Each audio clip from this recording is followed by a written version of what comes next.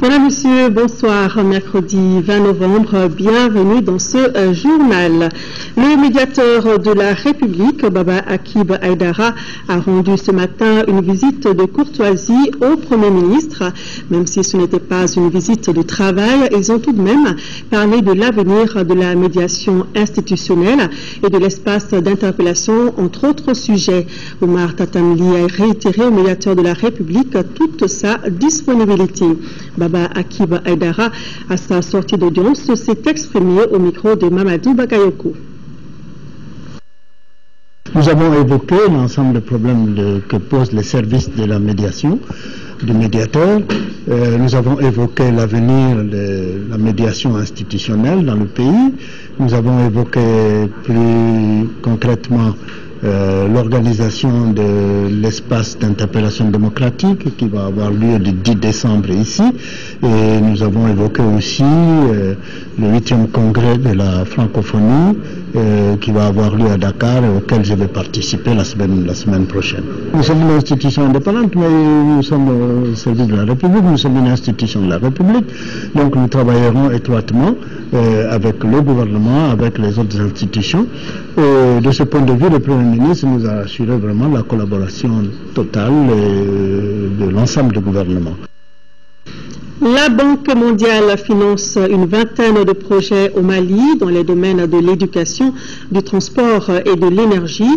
L'institution financière et les responsables des différents projets étaient réunis ce matin pour passer en revue les progrès réalisés et les défis à relever. La principale question à laquelle réfléchissent les participants, c'est le faible taux de décaissement du portefeuille de la Banque mondiale, évalué à seulement 41%. Bourama Traoré.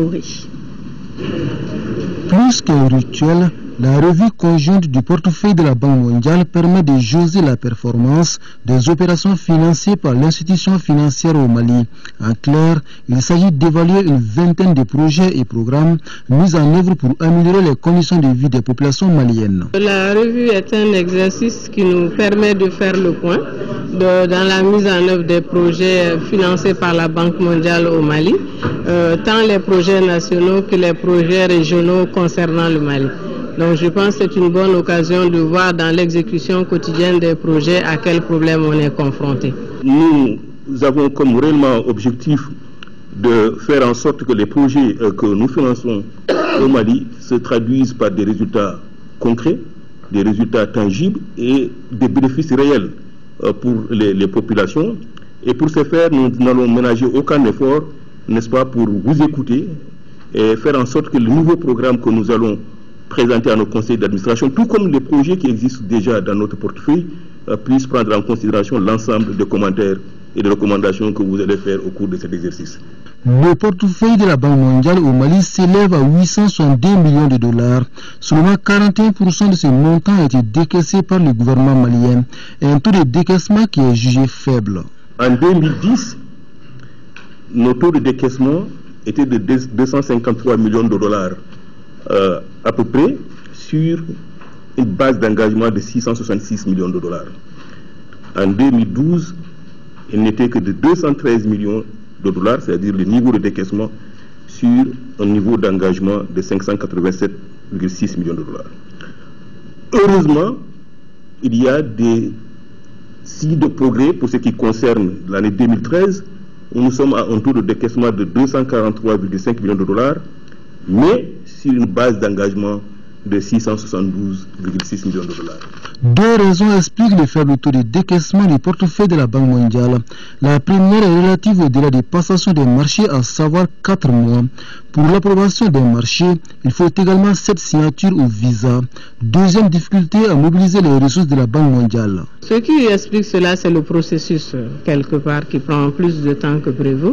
Comme on a eu à le dire ici, dans la chaîne de passation de marché, il y a beaucoup d'acteurs ou d'agents qui interviennent et chacun a un délai pour regarder sa partie et puis laisser continuer le dossier. Je crois que c'est ça qui prend du temps. Bon, certaines fois, c'est surtout la détermination des caractéristiques techniques qui prend du temps, parce que ça doit faire par des équipes autres qui ont cette capacité-là et qui des fois ne sont pas motivées pour faire ce travail-là. Donc je crois que c'est toute la chaîne qu'il faut regarder. Comment inverser cette tendance et rendre plus efficace le portefeuille de la Banque mondiale? La revue conjointe a formulé une recommandation dans ce sens. Il s'agit de revoir les délais et procédures d'approbation des marchés publics. Fin des travaux sur la politique nationale de la ville. C'était lundi dernier, une rencontre d'une journée pendant laquelle les acteurs du secteur ont fait des recommandations permettant l'amélioration des grandes agglomérations. Les précisions de Fatoumata Kone. Une première dans notre pays, l'adoption d'une politique nationale de la ville entièrement consacrée à l'amélioration et l'aménagement de l'architecture des grandes villes. Pendant presque 8 heures d'horloge, les acteurs intervenant dans ce secteur ont échangé sur les défis, les enjeux et les perspectives facilitant cette politique. Je formule le vœu que de cette politique nationale de la ville que nous sommes en train d'élaborer, que naisse un nouveau modèle de développement pour notre pays, fondé sur les villes, fondé sur les pôles d'activité autour des villes, qui pourront équilibrer à terme l'organisation du territoire, la disposition des populations sur le territoire et donc entraîner un développement mieux maîtrisé et plus harmonieux de nos pays. Il a été dit de mettre l'accent sur l'appui conseil que les services déconcentrés doivent apporter aux collectivités. Bon, ça c'est une amélioration qui a été apportée au document. Entre-temps, l'accent a été mis sur la formation du personnel des collectivités. Beaucoup d'améliorations ont été apportées effectivement au document de par les interventions des uns et des autres. Amélioration de la qualité de vie dans la ville, l'embellissement à travers l'assainissement, des recommandations à exécuter dans les plus brefs délais, selon le ministre de l'Urbanisation, de la politique de la ville. Nous ouvrons à présent la page élections législatives. Le président de la Cour constitutionnelle informe les délégués de la Cour que pour le premier tour de l'élection des députés à l'Assemblée nationale, leur répartition, le programme de départ et de paiement des indemnités sont affichés au niveau de la Cour constitutionnelle. Pour les régions, le paiement des indemnités aura lieu le jeudi 21 novembre à partir de 10 h et le départ est fixé au vendredi 22 novembre à partir de 6 h devant le Centre international de conférence de Bamako, CICB. Pour le district de Bamako, le paiement des indemnités aura lieu le vendredi 22 novembre à partir de 9 h. Et puis le ministre de l'administration territoriale informe les électeurs et électrices que le centre d'écoute et d'orientation du ministère est de nouveau fonctionnel à partir de demain, jeudi 21 novembre. Pour tout renseignement sur le processus électoral, ils peuvent par conséquent appeler les numéros 80 00 11 37. Les numéros s'affichent donc 80 00 11 38 et le 80 00 11 39. Le ministre s'est compté sur l'esprit de civisme de tous. Le SNID Faso Yiriwaton et la CODEM s'unissent en commune 1. C'est au terrain de Korofina qu'ils ont lancé leur campagne. Fatoumata Sampara et Boukassoum Maïga ont développé devant leurs militants leur programme de société. Allô, Sénétouré. Boukassoum Maïga et Fatoumata Sampara font équipe en commune 1 pour briguer les 2 sièges en compétition. Leur alliance se fonde sur des valeurs communes aux 2 partis et surtout le crédit accordé aux 2 candidats. Les raisons qui nous amènent quand même, c'est de pouvoir servir notre commune, c'est de pouvoir porter le flambeau de la commune plus haut, ensuite d'être beaucoup plus en contact avec la population et nous informer de leur réalité, les vivre avec eux et les poser au bon endroit. Donc l'Assemblée elle-même devrait nous indiquer quand même pour parler des réalités de notre commune, de nos sociétés, même si on doit légiférer les différentes lois. Les 2 candidats comptent s'investir résolument dans les actions de développement de leur commune et comptent sur la mobilisation de tous les habitants. Naturellement, nous sommes des partis représentatifs en commune 1. Le SNID, c'est le parti qui va céder quand même le poste de député. Et là, la CODEM, par rapport à son implantation et sa représentativité politique en commune aussi n'est pas négligeable. Donc les candidats SNID de CODEM sont des candidats quand même qui sont en droit d'espérer être les députés de la commune 1. Et nous savons qu'à la matière, au-delà de nos partis politiques, au-delà de nos sympathisants, nous avons aussi des alliés de taille qui sont prêts à nous accompagner pour cette majorité. Donc ça c'est notamment Sabati 2012, Surtout nous avons les talibés du shérif de Yoro qui sont avec nous en commune. Et là, c'est un problème de moralité. C'est un problème de moralité, donc nous avons été leur choix.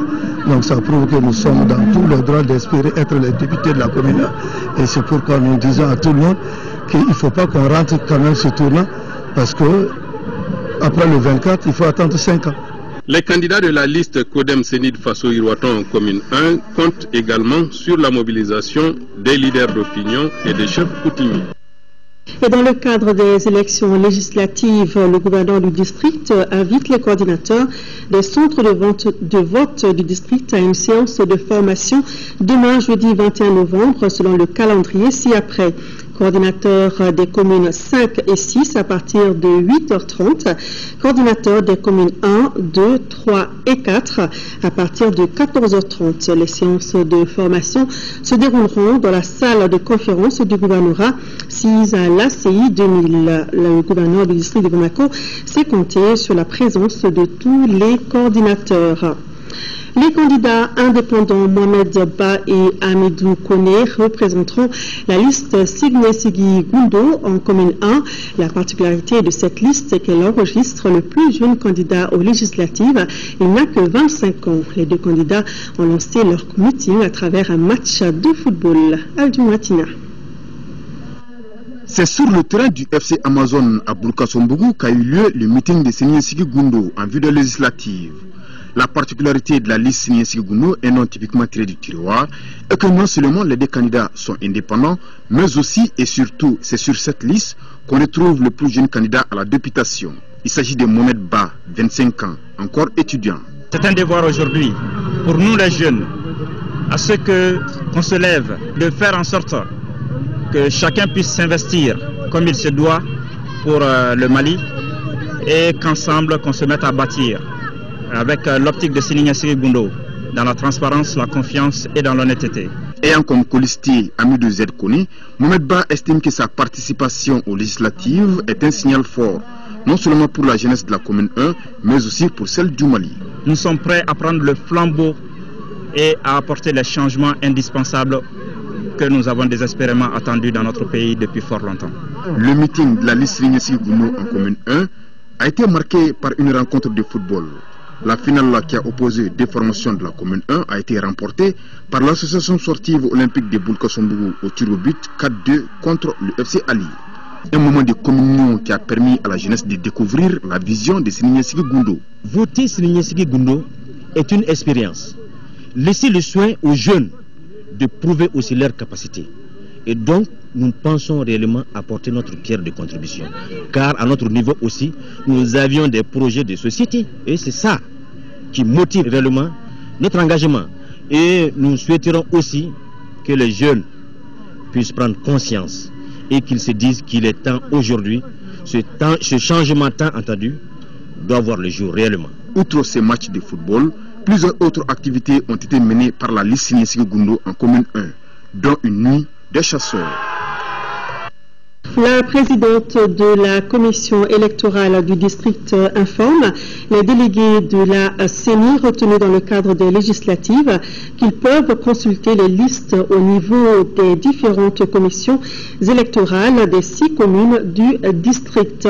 Aussi, ils sont informés que la formation des délégués aura lieu demain jeudi 21 novembre à 13h dans les lieux indiqués par les commissions électorales des 6 communes du district. Chaque absence sera considérée comme une démission. Caritas Mali renforce les compétences des observateurs électoraux de sa structure. C'est à la faveur d'une session de formation qui porte entre autres sur le code de conduite de l'observateur électoral, le guide de sensibilisation sur la place, le rôle des députés. Le reportage est de Fademba Keita.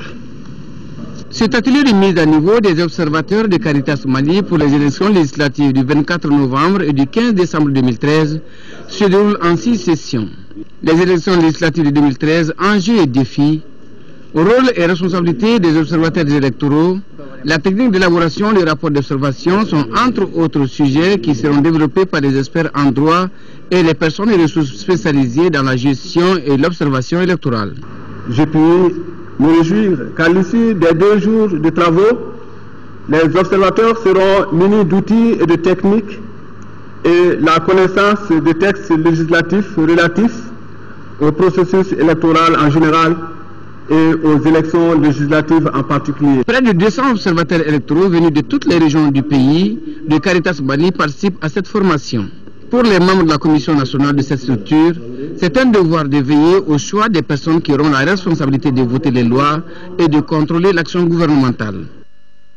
L'Association pour le développement des initiatives communautaires lance une série d'activités de sensibilisation des populations de Bamako pour un vote massif. Le lancement des activités de l'ONG ADICO, c'est avec Adama Koulibaly. C'est à travers un projet dénommé Appui au processus électoral dans le district de Bamako que l'Association pour le développement de l'initiative communautaire ADICO mène ses activités de sensibilisation et de mobilisation des électeurs pour les prochaines législatives du 24 novembre. Il est un devoir pour l'ONG ADICO d'informer la population en âge de voter en vue de la mobilisation des électeurs, notamment les groupes les plus défavorisés, pour améliorer le taux de participation au processus.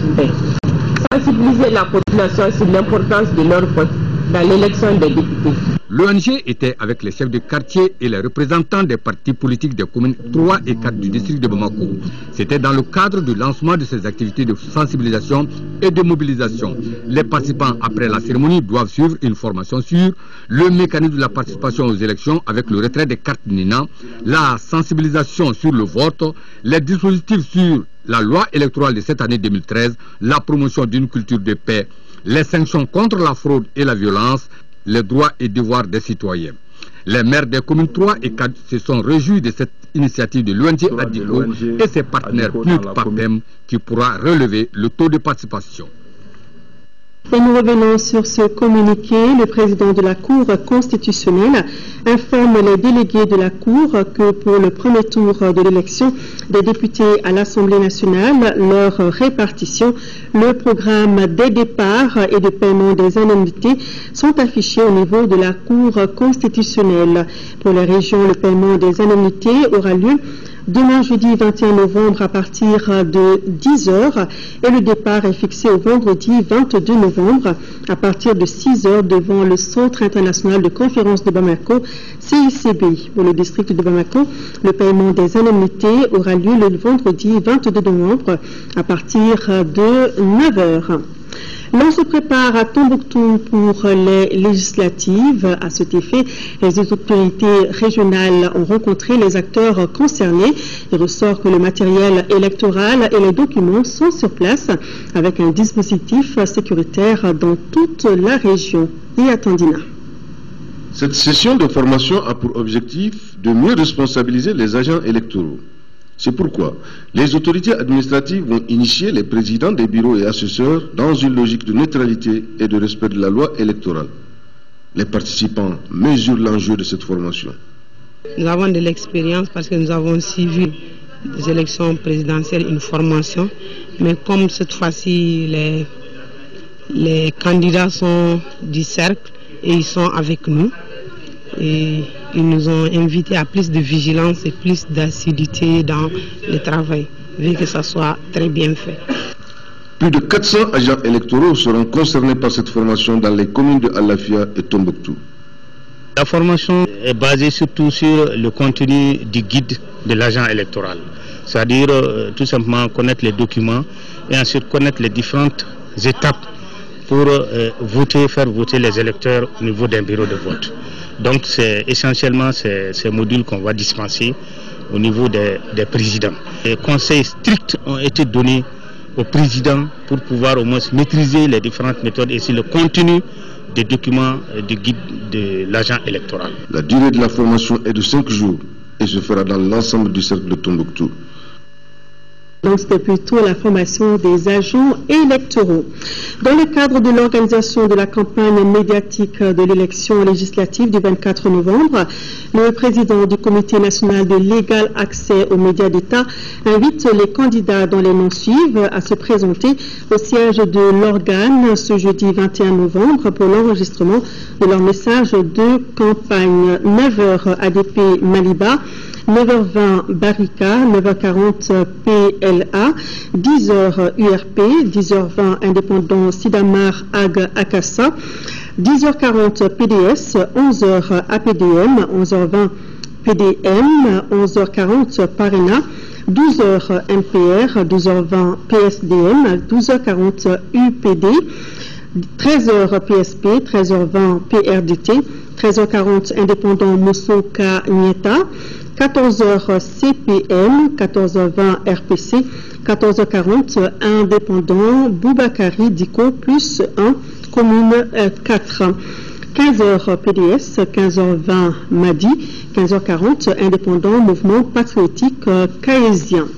Et juste après ce journal, vous pourrez suivre les messages de campagne des candidats Yelema, URD, UFPD, Indépendant Yarawologlo, Adema, Modec, MPJS, Indépendant Fabachéré, Indépendant IRNATA, MDD, Indépendant Badjan Ag Amatou, PRVM, SNID, M plus Ramata, Indépendant ADK, ANC, SADI. Allons à présent à Paris, où l'imam de la mosquée Dingar de Tombouctou était l'invité d'honneur de la directrice générale de l'UNESCO pour sa cérémonie d'investiture. Abdraman Ben Assayouti a remercié l'UNESCO et l'ensemble de ses États membres pour leur engagement pour la reconstruction des lieux saints qui ont été détruits. Écoutons un extrait de l'intervention de l'imam de Dingar à la tribune de l'UNESCO. Ces propos sont recueillis par Makanfin Konaté. Invité d'honneur de la directrice générale de l'UNESCO, la présence de l'imam de la mosquée Dingar de Tombouctou à Paris est un événement exceptionnel. Le patriarche a dirigé la prière de la mi-journée dans les locaux de l'UNESCO avant de prendre la parole devant l'Assemblée générale. Dans son intervention, l'érudit Abderrahmane Ben Essayouti a témoigné de la violence de l'occupation de Tombouctou par les obscurantistes religieux. L'imam de la grande mosquée Dingar de Tombouctou a salué l'engagement de la directrice générale de l'UNESCO pour la reconstruction des vestiges détruits par l'obscurantisme. Pour l'érudit Ben Essayouti, Tombouctou reste le symbole de la tolérance et du dialogue interreligieux. Quelles que soient nos différences de culture, d'origine, de croyance, il n'y a de souvenir que dans notre dialogue, dans la compréhension.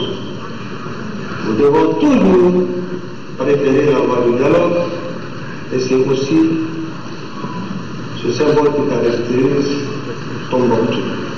Abderrahmane Ben Essayouti a fait des bénédictions pour l'Assemblée générale de l'UNESCO.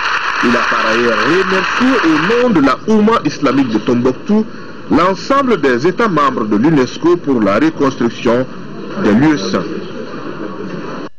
Retour sur le continent, nous allons à Ouagadougou où se trouvait le ministre du Commerce, Abdelkarim Konaté, qui a présidé la réunion des ministres en charge du commerce de l'Union monétaire ouest-africaine sur la politique commerciale commune de l'UEMOA qui s'est tenue à Ouagadougou au Burkina Faso vendredi 15 novembre dernier. À l'issue de cette réunion, d'importantes résolutions ont été prises pour la redynamisation du commerce intra-communautaire. Il s'agit, entre autres, d'instituer une concertation périodique, au moins une fois par an, des ministres en charge du commerce pour un meilleur suivi des diligences relatives notamment à la suppression des entraves au commerce intracommunautaire, de supprimer les pratiques contraires à l'union douanière et notamment l'escorte douanière systématique des marchandises en transit, de recenser les programmes d'inspection avant expédition en vue de déterminer leur pertinence, de soutenir les groupes africains et ACP dans le cadre des négociations sur l'agriculture pour qu'un signal clair soit donné en termes de réaffirmation de l'objectif final à atteindre en matière de concurrence et d'exportation. Accélérer les négociations pour la signature d'un APE régional porteur de développement en vue de préserver l'intégration et de constituer une masse critique d'experts en politique commerciale dans les États membres avec l'appui des universités et écoles de commerce. Retour à Bamako avec le meeting d'information du bureau exécutif national du CINEB. C'était au centre islamique de Bamako. Il a été question de l'intégration dans la fonction publique de l'État et des collectivités territoriales, le statut des contractuels et des préparatifs du congrès. Le reportage de Mamourou Sidibé. Le bureau exécutif national du syndicat de l'éducation des bases a mobilisé ses militants non seulement pour une prise de contact, mais aussi pour leur donner des informations par rapport au traitement de certains dossiers. C'est notamment les activités que nous avons eu à mener pendant les 21 mois de crise au Mali. Après les informations par rapport aux problèmes d'arriérés de rappel, les problèmes de mutation, les problèmes d'intégration, les problèmes de hiérarchisation. Le secrétaire général dira qu'il n'est pas contre la politique de la décentralisation, mais il dénonce la disparité entre le statut de la fonction publique des collectivités et celui des fonctionnaires de l'État. Ce meeting du bureau exécutif des syndicats nationaux de l'éducation rentre dans le cadre des préparatifs du congrès prévu pour mai 2014. L'ONG Service International pour la Population PSI Mali vient de lancer son projet WASH Marketing. Le projet vise à identifier les difficultés liées à l'accès aux toilettes afin de promouvoir les activités d'assainissement au Mali. Le projet de 450 millions de francs CFA prendra 16 mois et concernera les régions de Kouligoro, Sikasso et Mopti. Pour plus d'informations sur le projet, écoutons Bourema Maïga, responsable survie de l'enfant. Il est au micro de Agali Agissa. C'est dans le cadre de la célébration de la Journée mondiale des toilettes que PSI Mali et son bailleur de fonds qui est l'UNICEF ont profité de cet événement pour lancer le projet WASH Marketing qui va avoir essentiellement comme dimension la promotion des toilettes pour les populations rurales. Nous avons la promotion du traitement de l'eau à domicile et la promotion du lavage des mains. Vous conviendrez avec moi que toutes ces interventions ont pour objectif de promouvoir la santé des populations en milieu rural. Le projet va intervenir essentiellement dans les régions de Koulikoro, Sikasso et Mopti. Et la durée du projet est de 16 mois. Nous savons qu'il y a l'assainissement total piloté par les communautés au niveau de la plupart des villages du Mali. Et nous allons accompagner ce programme de l'UNICEF pour promouvoir l'utilisation des toilettes, le lavage des mains et le traitement de l'eau. Le coût du projet est d'environ 1 million de dollars. L'association Will Astrid Dialogue Group et la mission de l'Union européenne EUTM apportent leur soutien aux enfants de militaires tombés pour la défense de la patrie. Elles viennent de remettre plus de 3000 cahiers, livres et autres kits scolaires. Le reportage de Batraoré. Les enfants des militaires tombés sur le front doivent bénéficier d'une attention particulière de notre part. Telle est la vision des donateurs du jour. Il s'agit de l'association Will Astrid Dialogue Group et la mission d'entraînement de l'Union européenne EUTM. Nous estimons qu'aucune aide ne sera trop pour ces jeunes. Les larmes de ceux et celles qui ne verront plus revenir à la maison leurs papas ou leurs époux. Tout ce qu'on puisse faire pour ces enfants, nous savons la dette, nous, les peuples maliens, l'EUTM, tout le monde, avec ses enfants, et avec ses parents qui ont donné sa vie en luttant pour la liberté, la démocratie et l'ordre constitutionnel et l'intégrité du Mali. Alors, nous sommes heureux de pouvoir aider au moins un peu à améliorer la vie et le futur de ces enfants. Une telle action de solidarité mérite d'être saluée. Elle doit servir d'exemple pour que ces enfants ne soient pas oubliés. C'est le lieu et le moment de vous féliciter, de vous remercier également de votre esprit de solidarité à l'endroit des enfants bénéficiaires des présents kits que vous avez bien voulu leur offrir pour amoindrir le poids de la mort de leurs parents qui ne cessent de les marquer. Une minute de silence a été observée par l'assistance en mémoire de tous ceux qui ont consenti l'ultime sacrifice de leur vie. Une rencontre de restitution des activités du projet décisif, droit et égalité citoyenne et inclusion des personnes handicapées, phase 2, a débuté ici à Bamako. Le projet qui a démarré en 2011 prendra fin en décembre prochain. Lamine Keita. À travers le projet décisif, droit, égalité, citoyenneté, solidarité des personnes handicapées, les droits des personnes handicapées a connu des mutations remarquables dans notre pays. Naguère objet de charité et de compassion, elles sont devenues, grâce au projet, un sujet de droit. Handicap international à travers un programme sous-régional dénommé Décisif, entendez par là droit, égalité, citoyenneté, solidarité et inclusion des personnes handicapées, c'est fait une fois de plus le devoir de poser des actions en faveur de cette couche vulnérable de la population qui représente, selon l'OMS, 15% de la population mondiale, soit environ spécifiquement 2 millions de personnes handicapées au Mali. À travers le projet décisif Handicap International, avec le concours de l'ensemble des acteurs, a contribué à promouvoir la pleine et égale jouissance des droits humains aux personnes handicapées. Cela à travers des activités de formation, de sensibilisation, de plaidoyer, de diagnostic et des actions de développement local inclusif. Pour le ministre du Travail et des Affaires sociales et humanitaires, le gouvernement malien a toujours été favorable à la promotion des droits des personnes handicapées. Le projet a eu à son actif, entre autres, une grande implication des autorités et institutions, un changement de mentalité de la population en général sur le handicap, une stratégie de diversification des modes de mise en œuvre du projet adapté aux différents publics. Ce projet d'une durée de 3 ans a concerné 8 pays de la sous-région ouest africaine. La 5e région vient de lancer son projet appui aux producteurs laitiers affectés par la crise dans le cercle de Mopti. C'est pour aider les producteurs laitiers à améliorer leur production de lait en quantité et en qualité. Aminata Touré.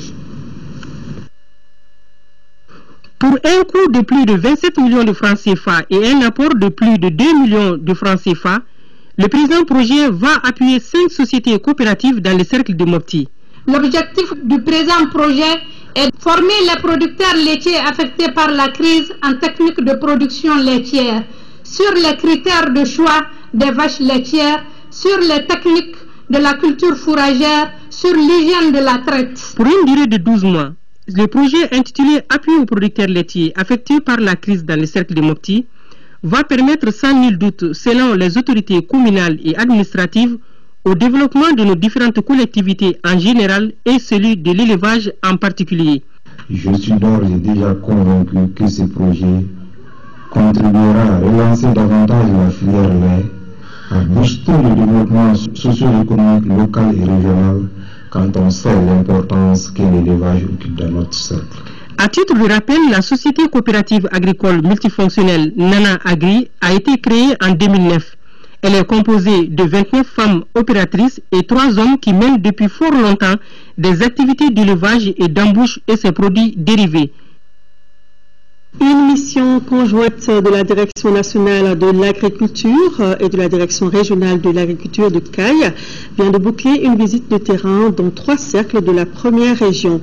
C'était pour évaluer la campagne agricole en cours, échanger avec les producteurs et mettre en place des stratégies pour lutter contre l'insécurité alimentaire. De Caille, la correspondance de Mahamadi à Lubari. Campagne agricole 2013. Dans la partie nord du cercle de Caille, les cercles de Yélémané et de Djémo, les récoltes ne sont pas satisfaisantes. Les cultures de 2 cris s'annoncent mauvaises. C'est le constat fait par la mission conjointe de la Direction nationale de l'agriculture et la Direction régionale de l'agriculture de Caille. Une mission qui était venue évaluer la campagne agricole dans ces localités. La délégation s'est rendue dans certains champs de Sero-Djamano où plus de 18 villages ont perdu leur superficie à cause de la sécheresse ou des oiseaux granivores.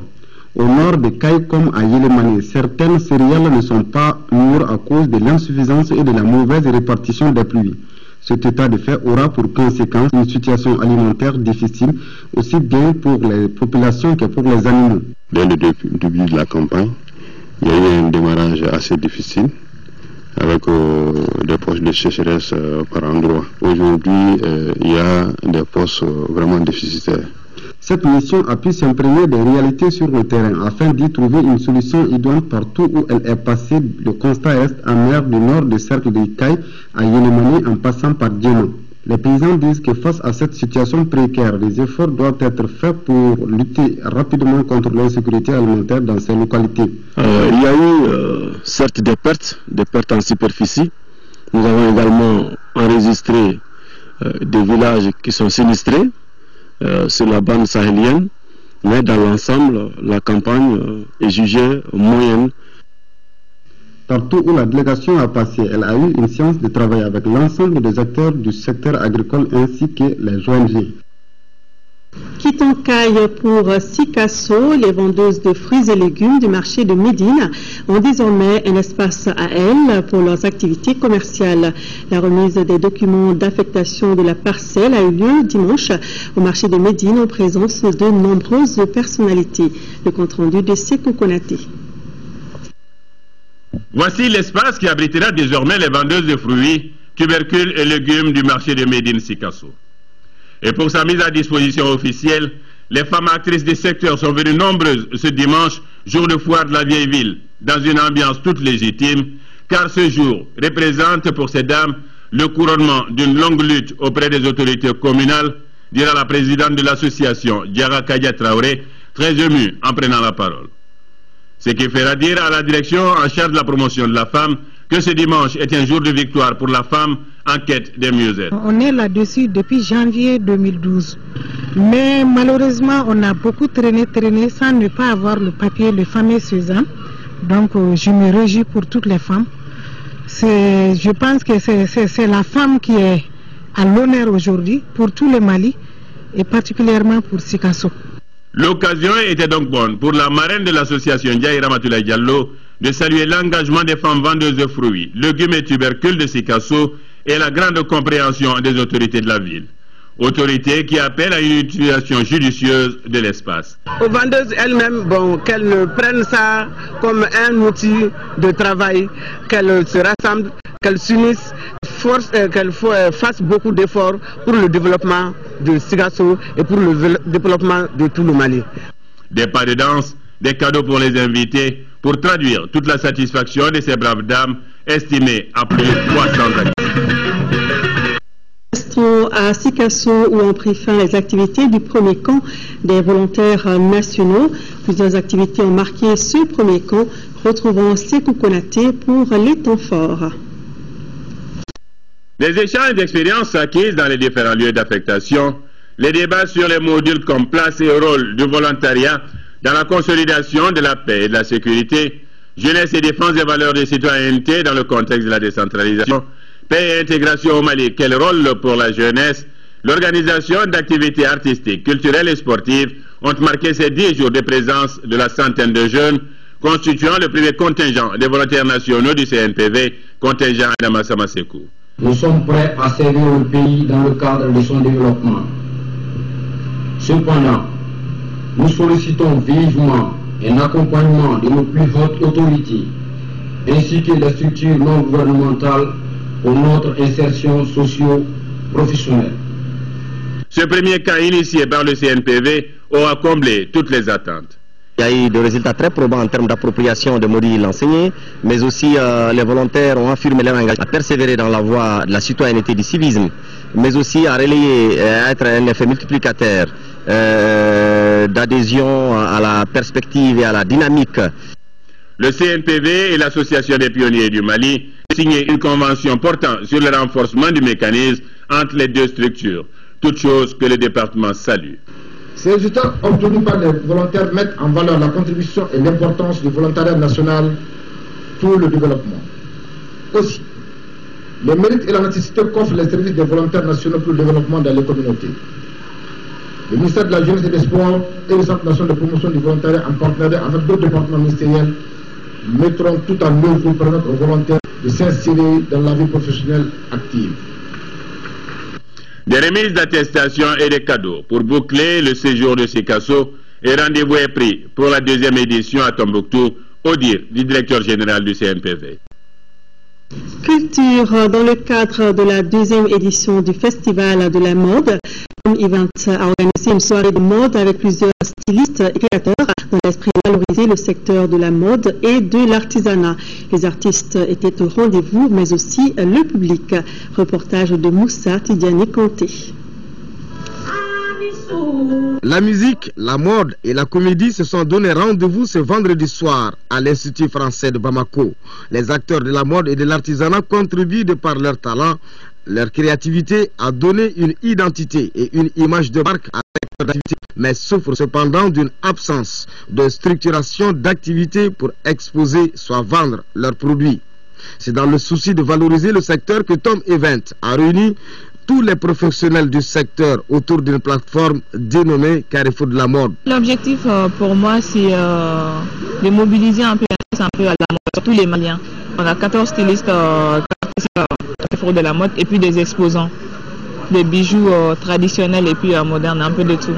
Une bonne occasion pour tous les créateurs d'exposer les talents aux yeux de tous. Je voudrais qu'on mette l'accent sur nos tissus, plus particulièrement les wax, qu'on essaie de les valoriser dans le pays, même à l'extérieur du pays aussi. C'est des tissus, ils sont beaux, ça fait habiller, donc j'insiste les gens à y intéresser. Moi, en tant que designer graphique, ce qui a été plutôt pas mal, c'est de venir sur le terrain et puis de voir que il y avait des jeunes talents qui arrivaient à exploiter les ressources culturelles de belle façon.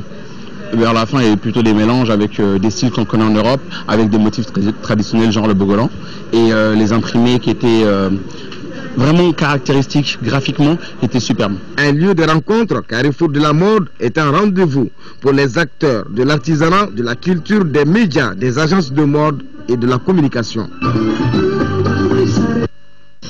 Après une série sur les Sotramas de Bamako exposée en avril 2012 à l'ex-CCF de Bamako, l'artiste plasticien Drissa Konaté nous revient avec un nouveau projet baptisé Jakarta Co ou Affaires de Jakarta. Le projet a été présenté ce lundi au cours d'une exposition à l'Institut français avec pour objectif spécifique de sensibiliser la population sur la sécurité routière dans notre pays. Pour en savoir davantage, je vous propose d'aller à la découverte de l'univers des toiles sur ces engins à deux roues avec notre reporter Modibo Soirée. Cette moto appelée Jakarta est incontestablement le moyen de transport à deux roues le plus populaire à Bamako. De la rue, voilà qu'elle nous transporte à l'Institut français du Mali. Là également, c'est la vedette d'une exposition intitulée justement Jakarta Co ou Affaires de Jakarta. L'expo vise à sensibiliser les usagers sur les bonnes habitudes à prendre et les meilleures conduites à tenir par les motocyclistes. Une contribution de l'artiste à la réduction du nombre des sinistres sur la chaussée. Inédite, cette exposition au message fort a lieu le jour où est célébrée la journée nationale de souvenir aux victimes de la circulation routière. Quand on est sur la route, sur un véhicule qui va assez vite, il faut faire attention. Je pense que c'est important de porter des casques et puis de faire attention quand on transporte des enfants, de rouler doucement. C'est dans un style artistique teinté d'humour que Drissa Konaté, cet autodidacte, nous amène au cœur de la vie bamakoise, autour de la moto la plus prisée par les jeunes, la Jakarta. La Jakarta, c'est quelque chose qui est venu simplifier la vie en transport de tous les Maliens. Mais elle a aussi envoyé autre chose qui est aussi les accidents sur la circulation routière. Donc cette exposition, c'est pour sensibiliser les Maliens et les Maliennes à aller doucement et aussi à se protéger en portant le casque pour pouvoir avoir une longue vie dans la circulation routière à Bamako. Et puis en attendant ton moto là-bas. Par la caricature, notre artiste, chroniqueur du quotidien de Bamako, évoque les rapports parfois conflictuels entre générations face à ces phénomènes Jakarta. Une trentaine d'œuvres exposées, une totale immersion pour les visiteurs dans l'univers Jakarta, les lieux publics, la rue, les manifestations de réjouissance et bien d'autres. Il a pris en compte les différents aspects comme le mauvais usage de la moto Jakarta, surtout les jours de mariage. Et surtout actuellement, ça fait l'objet d'agression. J'ai beaucoup aimé les photos. Je crois que ça va beaucoup aider sur la sensibilisation. À travers les dessins, on voit que le port des casques est vraiment évident. Ça nous protège contre les accidents. L'exposition Jakarta, surtout destinée au monde Jakarta, les jeunes, ils étaient donc venus nombreux pour voir le message de Drissa Konaté à travers ces toiles. Des œuvres de sensibilisation et d'éducation qui les attendent encore à l'ex-CCF de Bamako jusqu'au 6 décembre 2013. Voilà donc des fresques pour sensibiliser sur les dangers de la route. Une exposition à voir à l'Institut français de Bamako. En sport, je vous l'annonçais dans les titres, notre pays participera à partir du 23 novembre au premier championnat d'Afrique militaire de boxe en Guinée-Conakry. 7 boxeurs représenteront le Mali dans ce tournoi africain. Avant leur départ, Amara Malé Diallo est allé voir comment se passe la préparation de nos boxeurs. Ils sont 7 pugilistes maliens à aller défendre les couleurs du pays à ce premier championnat d'Afrique militaire de boxe. Face aux représentants de 15 autres pays du continent, Mamadou Keïta, Sougoulé, Zakaria Diarra, Lassana Kamara, Moussa Sogodogo, Mohamed Adjaviakoy, Adama Koulibaly et Bouakar Traoré, internés au service national des jeunes, sont sous la supervision de la Fédération malienne de boxe et de la direction du sport militaire. Nous sommes très satisfaits déjà que le pays puisse soutenir notre équipe face pour qu'il puisse participer à ce championnat. C'est une première et c'est en boxant à l'extérieur qu'on peut faire de grandes équipes, de grands clubs. Donc la participation déjà est une satisfaction pour nous et certainement après tout ce que j'ai vu pour au niveau de la préparation et au niveau du soutien des forces armées de son équipe. Le commandement a mis tous les moyens demandés à notre disposition afin de préparer les joueurs. Comme vous le voyez, ils sont mis au vert il y a cela 3 jours déjà. Et techniquement aussi, on les a préparés pour vraiment avec un esprit de gagne. C'est l'occasion aussi pour moi de vraiment remercier la Fédération malienne de boxe et la Ligue de boxe de Bamako pour leur accompagnement technique durant cette préparation. La préparation physique et technique de nos représentants est intense tous les soirs et visiblement tout semble réuni pour décrocher des médailles. Cette préparation, ça se passe dans une très bonne ambiance, vraiment. Ça, nous sommes en condition. J'ai fait confiance à mes combattants. Si tout va bien, Inch'Allah, on viendra la tête haute. Ce premier championnat d'Afrique militaire de boxe qui débute le 23 novembre prochain dans la capitale guinéenne est doté de la coupe du président ougandais Yoweri Museveni. Bonne chance à nos représentants. Un sujet plus triste à présent avec les obsèques de Monobem Ogonyangali, commandeur de l'Ordre national du Mali, qui nous a quittés samedi dernier à l'âge de 72 ans. Il a été accompagné lundi à sa dernière demeure par des parents, amis et connaissances. Il repose désormais au cimetière de Sabali-Bougou. Reportage de Mouhoum Sissoko. Monobem Ogonyangali est ingénieur des mines formé à l'Université de l'Amitié des Peuples, Patrice Lumumba de Moscou, promotion 1966. Il a occupé plusieurs postes dans le secteur des mines.